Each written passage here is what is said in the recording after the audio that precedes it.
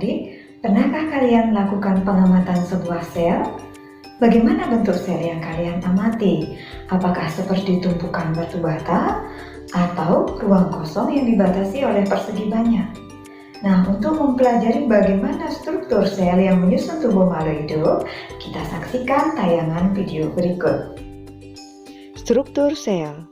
Sel merupakan unit terkecil dari struktural dan fungsional makhluk hidup yang memiliki bagian-bagian. Nukleus atau inti sel terdiri dari selaput inti atau karioteka, cairan inti atau nukleoplasma, dan anak inti atau nukleolus. Fungsi nukleus adalah pengendali seluruh kegiatan sel, pengatur pembelahan sel, dan pembawa informasi genetik. Struktur berikutnya adalah membran sel atau membran plasma yang memiliki bagian-bagian fosfolipid bilayer atau lapisan ganda fosfolipid yang merupakan dua lapisan fosfolipid, protein integral atau protein intrinsik, protein periper atau protein ekstrinsik, karbohidrat yang terdiri dari glikolipid, dan glikoprotein. Kolesterol, serta kanal protein atau protein transport. Fungsi membran sel adalah mengatur transportasi air dan zat terlarut dari luar ke dalam sel, tempat terjadinya reaksi kimia tertentu, bertindak sebagai reseptor dan pembatas isi sel dengan lingkungannya. Sitoplasma sebagai tempat terjadinya metabolisme sel. Pada sel tumbuhan terdapat dinding sel yang berfungsi memberi bentuk sel dan melindungi isi sel. Retikulum endoplasma berfungsi sebagai tempat melekatnya ribosom dan tempat sintesis protein untuk RE kasar dan sintesis lipid serta detoksifikasi untuk RE halus. Kompleks Golgi berperanan dalam sekresi sel, pembentukan dinding sel, lisosum, membran sel, akrosum pada sperma, dan kuning telur pada ovum. Mitokondria berfungsi sebagai penghasil energi karena terlibat dalam proses respirasi sel. Ribosom ada yang melekat pada RE, ada yang bebas di sitoplasma dan berperan dalam sintesis protein. Sentriol berperanan dalam pembelahan sel.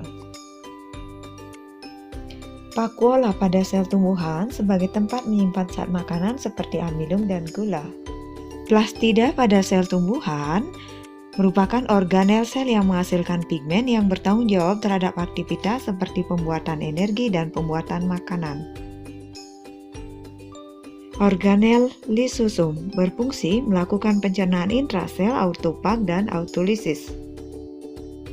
Sitoskeleton terdiri dari mikrofilamen untuk pergerakan otot karena mengandung aktin dan miosit, mikrotubulus sebagai rangka dalam memberi bentuk sel, filamen intermediate memperkuat bentuk sel dan menetapkan posisi organel tertentu. Dengan melihat tayangan video tadi, apakah kalian sudah paham bagaimana struktur sel sehingga mampu melaksanakan fungsi kehidupan karena di dalamnya terdapat berbagai organel yang menjalankan fungsinya masing-masing.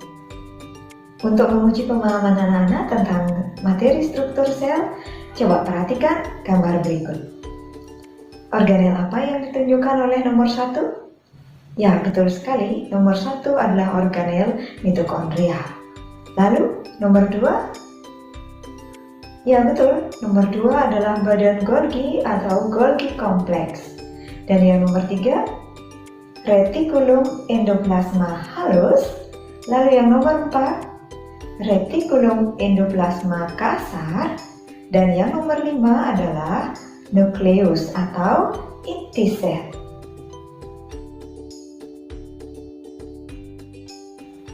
Sel hewan dan sel tumbuhan apakah memiliki struktur sel yang sama? Coba perhatikan gambar berikut.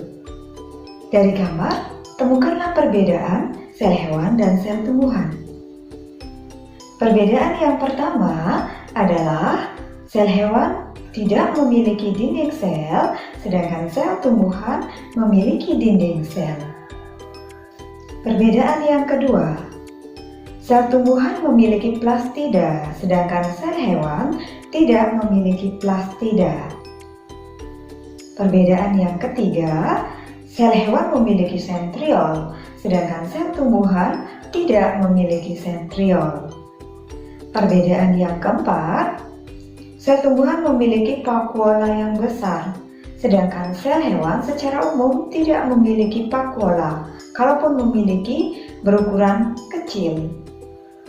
Kemudian, perbedaan yang terakhir adalah sel hewan memiliki organel lisosom dan sel tumbuhan tidak memiliki lisosom. Demikian video pembelajaran kali ini, semoga memberikan manfaat dan selamat belajar.